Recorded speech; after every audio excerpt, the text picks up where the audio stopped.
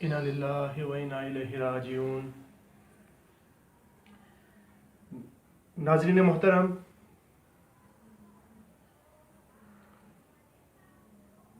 گزشتہ اتوار کو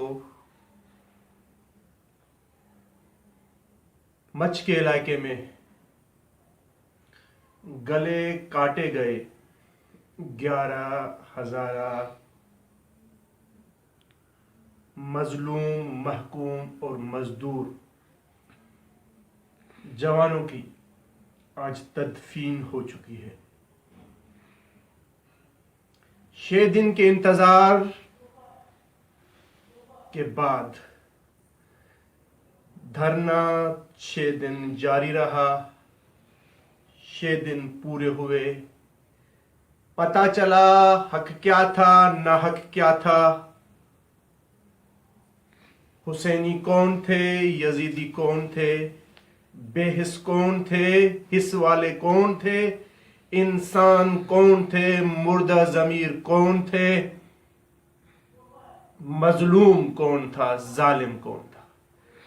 ان 6 دنوں نے ہماری آنکھیں کھول کے رکھ دی۔ جس طرح امام علی علیہ السلام کا وہ ایک تاریخی جملہ ہے کہ دولت اور اقتدار ملنے سے انسان بدلتا نہیں بلکہ بے نقاب ہو جاتا ہے۔ جس طرح ہم کربلا میں امام حسین کے ساتھ نہیں تھے، لیکن ہمارے گوش و کنار میں، ہماری سوچ میں، ہماری فکر میں وہ خیالات ابھرتے تھے کہ کربلا کس طرح کی ہوگی۔ آج 14 صدیوں کے بعد ہم نے دیکھ لیا، ہم نے اپنی آنکھوں سے دیکھا کہ حسینی فکر کیسی تھی اور کیسی ہوگی، اور یزیدی فکر کیسی تھی اور کیسی ہوگی۔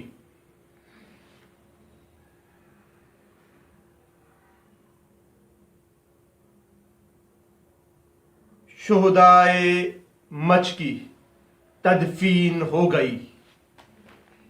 آج رات ہم ان کی نماز وحشت قبر پڑھیں گے، مگر افسوس اس بے حس حکمران پر، افسوس اس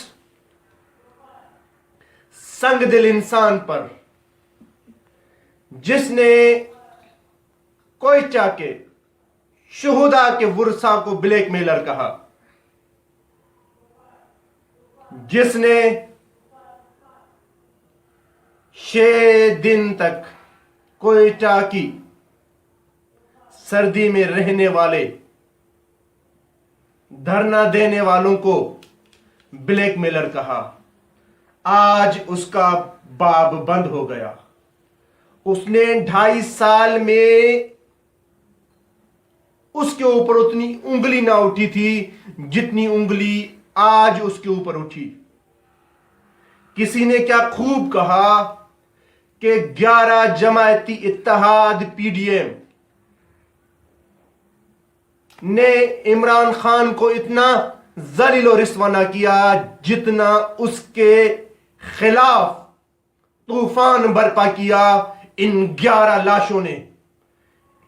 پتہ چل گیا کہ وہ کیسا انسان تھا، پتہ چل گیا اس کی پریورٹیز کیا تھیں، پتہ چل گیا کہ وہ حسینی نہیں ہے، وہ کفر کے لشکر کا سپاہی کہیں یا حکمران کہیں، وہ جس کے اندر اقتدار کی ہوس، خود پسندی اور انا کوٹ کوٹ بھر کر بھری ہے، وہ عمران خان۔ وہ عمران خان جو ملک کا وزیر اعظم جب بنا تو آپ کو یہ سن کر حیرت نہیں ہونی چاہیے کہ اس کے پاس جتنا مینڈیٹ تھا، اس کو جتنے ووٹ ملے تھے، یہ اور بات ہے کہ اس کی سیٹیں زیادہ تھیں مگر زیادہ تر ووٹ اس کے نہیں تھے، زیادہ تر ووٹ دوسری جماعتوں کے تھے۔ اس کو وزیر اعظم بنایا گیا، اس کو اقتدار دیا گیا۔ ہم اس امید پر رہے 2.5 سال تک کہ یہ انسان پاکستان کی بہتری میں سرگرداں رہے گا. ہم اس خواب میں رہے، مگر سانحہ مت کے بعد ہم نے اپنے خیالات کو پھر سے جمع کیا اور سوچا کہ یہ جو حکمران ہے، یہ حکمران بے حس، بے ضمیر، مردہ ضمیر حکمران ہے. دنیا کے ہر یزید اس غم میں مر گئے، سر مل گیا حسین کا، بیعت نہیں ملی. آپ کیا سمجھ رہے ہوں گے کہ یہ جو شہداء کی تدفین ہوئی ہے، یہ کسی بارگیننگ کا نتیجہ ہے؟ ہرگز بھی ایسی بات نہیں ہے. یہ لوگ عمران خان کے اس کے بیان یا اس کے اسٹینڈ کی وجہ سے ہلے نہیں ہیں. اگرچہ یہ ہلے ہیں تو آیت اللہ ناصر مکارم شیرازی کے اس بیان کے بعد، اس فتویٰ کے بعد، جس میں انہوں نے کوئٹہ کے ہزارہ کو یہ اپیل کی کہ آپ ان شہداء کے لاشوں کی تدفین کر دیں. اس کے بعد ان کے لاشوں کی تدفین کے لیے مرجعیت کے حکم کو اپنے ذہن میں رکھ کر علماء نے فیصلہ کیا، شہداء کے خانوادوں نے فیصلہ کیا کہ ہم اپنے شہیدوں کو تدفین کرتے ہیں. جناب عالی، عمران خان کا دور، عمران خان جس مدینے کی ریاست کی بات کرتا ہے، حقیقت میں وہ مدینے کی ریاست اصل میں یزید کے دور کی مدینے کی ریاست ہے. مبشر زیدی نے عمران خان کے اس ظلم کی جتنی زبردست منظر کشی کی ہے، میں نہیں سمجھتا کہ تھوڑے الفاظ میں ان سے بڑھ کر اور کوئی اس طرح کا کام سر انجام دے سکتا ہے. جس ملک کی فوج قبضہ مافیا اور دہشت گردوں کی سرپرست ہو، جرنیل اقتدار اور دولت کے بھوکے، وزیر اعظم نشئی اور وزراء اخلاقی دیوالیہ، وہاں کی لغت میں مظلوم ہی بلیک میلر ہوتا ہے. اس سارے سیناریوں میں جن دوسرے دو کرداروں کی بات ہوگی، وہ دوسرے دو کردار کون ہیں؟ میں آپ کو بتاتا ہوں. ایک علی زیدی ہے اور دوسرا زلفی بخاری ہے. یہ دو ایسے عمران خان کے بندے تھے جنہوں نے اس ملت کو جتنی اذیت دی ہے، کسی اور نے اتنی اذیت نہیں دی ہوگی. جتنے دکھ ہمیں ان دو افراد نے دیے ہیں، میں نہیں سمجھتا کہ کسی اور نے دکھ دیے ہوں گے. مبشر زیدی نے کیا خوب لکھا کہ اگرچہ کوئی ہندو، سکھ، عیسائی یا یہودی حسینی ہو سکتا ہے، تو اسی طرح شیعہ بھی یزیدی ہو سکتا ہے. اور اس نے اس کے ذیل میں لکھا کہ زلفی بخاری اور علی زیدی بھی ویسے ہی ہیں. جناب علی،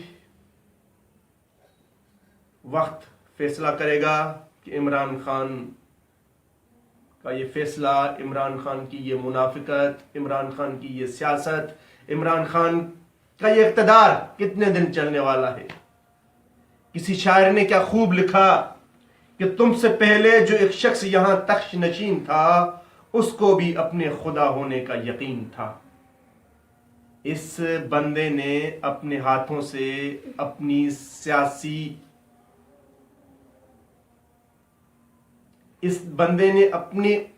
اپنا سیاسی جنازہ تیار کیا ہے. وہ وقت دور نہیں کہ اس نے جو ظلم روا رکھا ہے، انشاءاللہ اس کی کو سزا ملے گی. اور سزا ملنی بھی چاہیے۔ یہ ایسا ظالم حکمران جو مظلوم اور نہتے لوگوں کو کہے کہ آپ لوگ بلیک میلر ہو، اس سے بڑھ کر اس سے آدمی اور کون سے حق کی امید کرے؟ جناب علی، مجھے تو اچھا لگتا ہے تو ندیم افضل چند کا وہ اسٹینڈ اور وہ ٹویٹ جس میں اس نے کہا کہ اے مزدوروں ہم شرمندہ ہیں۔ بھلے چاہے وہ عمران خان کے غروب کا ہو، عمران خان کا سیاسی اسپوکس پرسن ہو، مگر اس نے حق کی بات کی۔ جس طرح کربلا کے میدان میں امام حسین علیہ السلام نے ایک تاریخی جملہ کہا تھا کہ اگرچہ آپ کسی مذہب کے ماننے والے نہیں بھی ہیں تو اپنے وجود میں آپ آزاد انسان بنے، آزاد انسان بنے۔ ناظرین محترم، ہم جانتے ہیں کہ اس ظلم کا اختتام اس حکومت کے بس کی بات نہیں۔ ہماری امیدوں کا آخری محور اور مرکز امام زمانہ کی وہ عادلانہ حکومت ہے جو عدل سے بھری ہوگی، جو عدل سے پر ہوگی۔ جس طرح ہم ہر جمعے کے خطبے میں پڑھتے ہیں کہ یہ دنیا جس طرح ظلم و جور سے بھر جائے گی، اسی طرح امام زمانہ اس دنیا کو عدل و انصاف سے بھر دیں گے۔ الاجل یا امام زمانہ، الاجل یا امام زمانہ، الاجل یا امام زمانہ۔